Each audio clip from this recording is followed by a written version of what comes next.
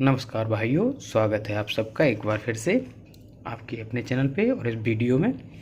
तो हमारे पास ये एक आरओ की सप्लाई है, केंट का आरओ है जैसा कि यहाँ नाम दिया है। और इसके जस्ट पीछे अगर हम देखना चाहेंगे तो कुछ इस तरह का दिखता है। आप देख लीजिए कि ये यहाँ पे इसका दिया हुआ है डिटेल कि आउटपुट इसकी 24 वोल्ट है, 2.50 एम्पियर है, यानी 60 वॉट का ये एसएमपीएस है। तो ये क्या रिपेयर होगा नहीं होगा, हम लोग इसे खोल के देखते हैं।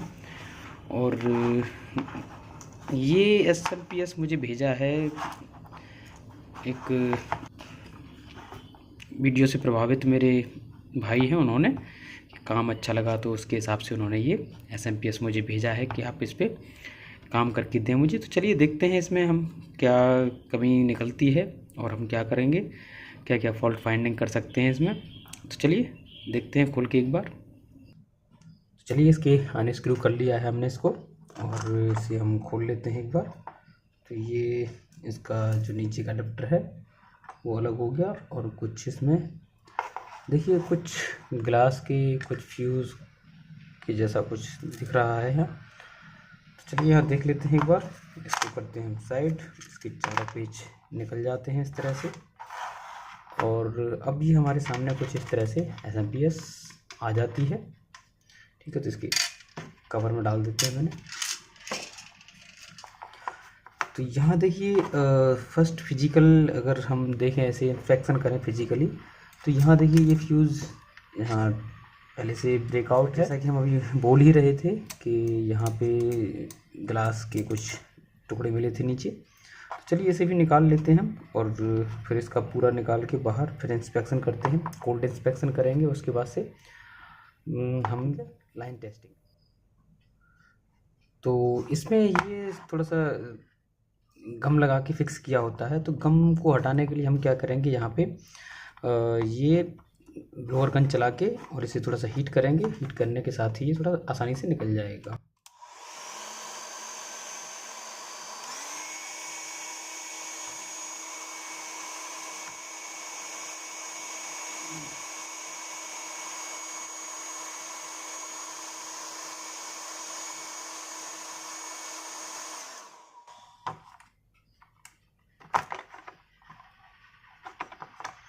वैसे इधर निकालने की ज़रूरत है भी नहीं हमें, एक तरफ का हम निकाल चुके हैं और एसएमपीएस हमारी बाहर आ गई है, तो इसका हमें ज़रूरत भी नहीं है अब निकालने के लिए। तो चलिए इसे निकाल के भी कोई फ़ायदा नहीं होगा, वैसे निकल जाता है इससे आसानी से। चलिए पहले टेस्ट कर लेते हैं एक बार। यहाँ सबसे पहले हम कंटिन्यूटी मोड में डालेंगे अपने मल्टीमीटर को। और जैसा कि पिछली बार भी बताया था हमने, तो इसे कोल्ड टेस्ट करेंगे हम पहले। तो देखिए यहाँ रीडिंग मिल रही है हमें और सेम ऐसी ही इस वाले डायोड पे भी मिलनी चाहिए। जबकि देखिए यहाँ ये शॉर्ट पहले ही बता दिया इसने मुझे, तो जहाँ हमें पहले स्टेप में पता चल जाता है कि ये शॉर्ट है।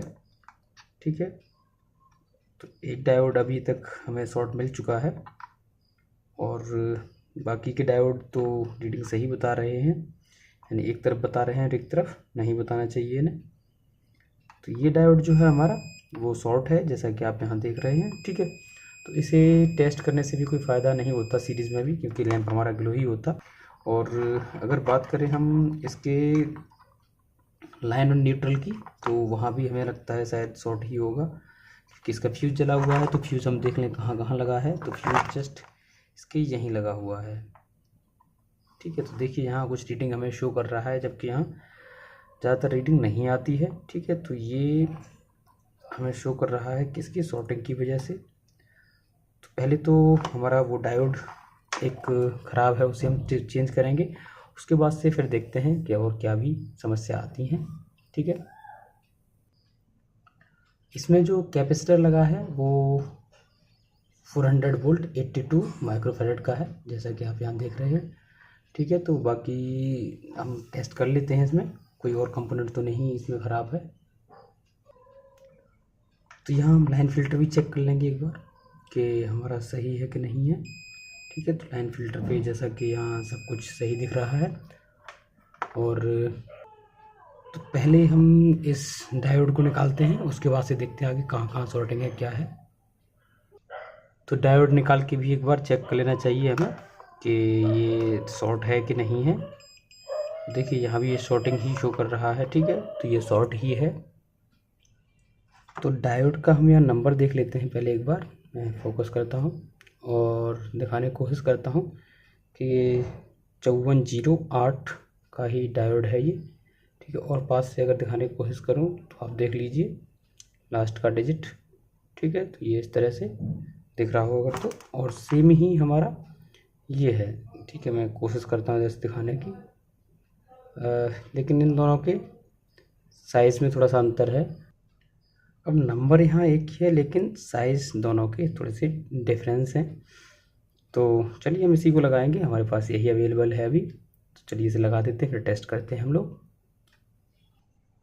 तो चलिए हमने डायोड चेंज कर दिया यहाँ पे। मैं दिखाने की कोशिश करता हूँ आपको। ये यहाँ पे चेंज हो गया डायोड जैसा कि लगा है। अब हम इनपुट पे टेस्ट करते हैं कि कोई शॉर्टिंग तो नहीं शो कर रहा है हमारी। तो एक यहाँ है इनपुट और एक यहाँ है, तो देखिए कोई भी वैल्यू शो नहीं हो रही है। अब हम इसे सीरीज में लगा के चेक कर सकते हैं। तो चलिए एक बार कर लेते हैं। लगाने से पहले हम एक बार इसे फोकस करके ये देख लेते हैं कि हमारे डीसी कैपेसिटर जो हैं वहाँ भी तो कोई शॉर्टिंग नहीं बन रही है, ठीक है। तो यहाँ ये जो कैपेसिटर लगे हैं डीसी, तो यही हैं। और ये देखिए इस तरह से यहाँ आया है और एक सिरा यहाँ गया है, तो ये सीरीज़ में लगे हुए हैं आपके कैपेसिटर जो लगे हैं, ठीक है। तो सीरीज़ पैरेलल का अलग सिस्टम होता है, किसी में पैरेलल है किसी में सीरीज़ है, वो हम किसी और टॉपिक पे जब आएंगे इस पर तो बात करेंगे किसी और दिन किसी और वीडियो में। तो चलिए पहले टेस्ट कर लेते हैं इसे। तो चलिए इसे हम सीरीज़ लैंप में लगाएंगे पहले और फिर देखते हैं। तो लैंप हल्का सा ग्लो हुआ, उसके साथ ही बंद हो गया है। तो अब हम इसे क्या करेंगे, सबसे पहले 600 वोल्ट इसी रेंज में डाल लेंगे और वोल्टेज चेक करेंगे कि हमारा कितना बन रहा है, ठीक है। 253 आ रहा है।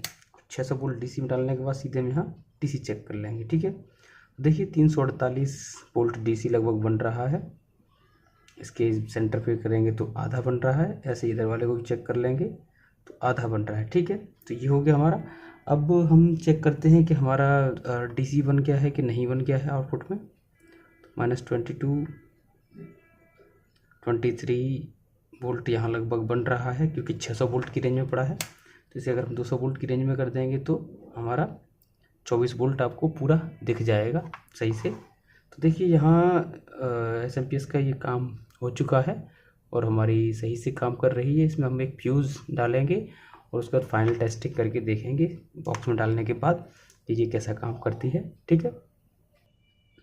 तो हालांकि इसका जो फ्यूज़ है 2 एम्पियर तक का हम इसमें लगा दें, वो मेरे पास नहीं है यहाँ अवेलेबल अभी, तो मैं इसे बाद में लगा दूंगा। बाकी टेस्टिंग हो चुकी है। इसमें एक इधर यहाँ मॉसफेट लगा रहेगा, आपको दिखता है इस तरफ, ये हीट सिंक है इस पर, और एक आउटपुट के लिए भी यहाँ एक डायोड इस तरह से यहाँ दिया हुआ है। तो ये एक SMPS है 24 वोल्ट जो आउट करती है। तो हमने इसे रेक्टिफाई करके ट्रबलशूट कर दिया है। तो यहाँ पर ये रेजिस्टेंस देख लीजिए आप, जो कि लगी हुई है फ्यूज़ की जगह पे। तो आप फ्यूज़ मिल जाए तो वो भी लगा सकते हैं, और अगर नहीं मिलता है तो आप कोई 2 वॉट की रेजिस्टेंस भी लगा सकते हैं। और चलिए एक बार AC मेन वोल्टेज देके इसे चेक कर लिया जाए कि कितना वोल्टेज यहाँ हमारा बन रहा है, सप्लाई हमारी काम कर रही है कि नहीं। तो देखिए बड़ी सावधानी से काम करना चाहिए। तो देखिए 250 वोल्ट 53 हमें यहाँ लगभग मिल रहे हैं। अब चलिए इसे DC रेंज में डाल के एक बार हम चेक कर लेते हैं कि हमारा DC कितना बन रहा है। तो देखिए यहाँ 24 वोल्ट आप देख रहे हैं एक्यूरेट बन रहा है, और इस तरह से ये सप्लाई यहाँ रिपेयर हो जाती है। तो इसका आउटपुट सॉकेट जो है वहाँ भी आप एक बार चेक कर लें कि हो सकता है कई बार वायर ब्रेक हो जाए या कुछ भी इस तरह की समस्या आ जाए। तो देखिए यहाँ बाहर भी हमें मिल रहा है 24 वोल्ट। अगर ये ब्रेक हो जाता तो काम नहीं करता, तो पॉसिबिलिटीज़ जो भी हों वो ख़त्म कर दी जाए तो ज़्यादा अच्छा रहेगा। तो दोस्तों यहाँ बैक साइड में अगर हम लोग देखें तो 35 वोल्ट 470 माइक्रोफेराड के 3 कैपेसिटर यहाँ लगे हुए हैं, और इसके फ्रंट में जो लगे हुए हैं वो भी हम देख लेते हैं एक बार। तो यहाँ फ्रंट की अगर हम बात करें तो 400 वोल्ट में 82 माइक्रोफैराड के 2 कैपेसिटर लगे हैं जो कि सीरीज़ में लगे हुए हैं। ठीक है, तो ये हो गए। और यहाँ आप अगर ये हीट सिंक देख रहे हैं, तो इस हीट सिंक का काम सिर्फ इस वाले मॉसफेट को ठंडा रखना है। तो मैं और थोड़ा जूम कर लेता हूँ, तो इसका नंबर मैं शेयर कर रहा हूँ स्क्रीन पे, आप देख लें। तो ये सिर्फ इतनी बड़ी हीट सिंक इसी की वजह से लगी हुई है कि ये ठंडा बना रहे, हमारा गर्म ना हो। और दूसरी हीट सिंक यहाँ एक और आप देख रहे हैं, तो वो एक डायोड के लिए है जो कि हमारा यहाँ लगा हुआ है। ये जो आपको ट्रांजिस्टर टाइप दिख रहा है, ये दरअसल डायोड ही है। और ये हमारा रेक्टिफाई का काम करता है यहाँ पे। तो ये 2 हीट सिंक क्यों लगी हैं आपको पता चल गया होगा, अब अच्छे से आपको समझ आ गया होगा कि ये लगी हैं। यहाँ पे ब्रिज रेक्टिफायर ना यूज़ करके डायोड यूज़ किए गए हैं। EMI फ़िल्टर हमारा यहाँ हो जाता है। और यहाँ देखिए हमने जो फ्यूज़ था उसकी जगह पे एक फ्यूजिबल रेजिस्टेंस लगा दी है, तो दोनों ही काम इससे हो जाएंगे। बहुत ज़्यादा वैल्यू की नहीं है, 2.2 ओम की है, तो उससे काम बन जाएगा। और बाकी इतना ज़्यादा कुछ है नहीं है, क्योंकि हमारा जो इसमें फेराड कोर ट्रांसफार्मर लगा हुआ है, तो उसके बारे में हम किसी और वीडियो में डिस्कस करेंगे, किस तरह से ये काम करता है, किस तरह से इसका सारा डिटेल्स रहता है, चेक करने का तरीका है, जो कुछ भी रहेगा इससे रिलेटेड, वो सारी वीडियो हम आने वाले टाइम में देखेंगे। और आप लोगों ने अगर स्टार्टिंग वाली वीडियो नहीं देखे हैं, SMPS का शौक़ है आपको, SMPS रिपेयर करना स्टार्ट कर रहे हैं, आप बिल्कुल बिगिनर हैं, तो आप स्टार्टिंग की वीडियो ज़रूर देखें जाके कि किस तरह से ओवरव्यू है SMPS पूरा किस तरह से काम करता है। फिर उसका प्राइमरी सेक्शन हो जाता है, प्राइमरी मतलब इनपुट सेक्शन जो है अपना वो हो जाता है। PWM सेक्शन इसका देखिए यहाँ दिया हुआ है, नीचे बैक साइड में दिया हुआ है PWM सेक्शन, तो इसका नंबर भी मैं शेयर कर रहा हूँ स्क्रीन पे। यहाँ क्योंकि ये SMD में बनी हुई है SMPS, तो इसमें बैक साइड में भी IC दी हुई है। और इसके साथ ही यहाँ फ्रंट पे भी कुछ कंपोनेंट थ्रू होल्स वाले लगे हुए हैं। तो इसका PWM सेक्शन तक अभी तक वीडियो हो चुके हैं, और जो कि एनिमेशन के थ्रू आपको बताए जा रहे हैं। आउटपुट सेक्शन अभी बचा हुआ है, और यहाँ ऑप्टो कपलर बचा हुआ है। ऑप्टो कपलर के साथ ही यहाँ देखिए एक TL431 IC भी लगी हुई है। ठीक है, तो इसके बारे में अभी भी काफ़ी कुछ बताना है, जो चैनल पे अभी ये आने वाले वीडियोज़ में आपको मिल जाएगा। तो उम्मीद है ये वीडियो भी आपको समझ आया होगा और आज इससे आपकी हेल्प होगी। तो ये एक छोटा सा वीडियो था, बहुत ज़्यादा कुछ नहीं है इसमें। तो चलिए मिलते हैं किसी अगली वीडियो में, तब तक के लिए नमस्कार, अपना ख्याल रखें।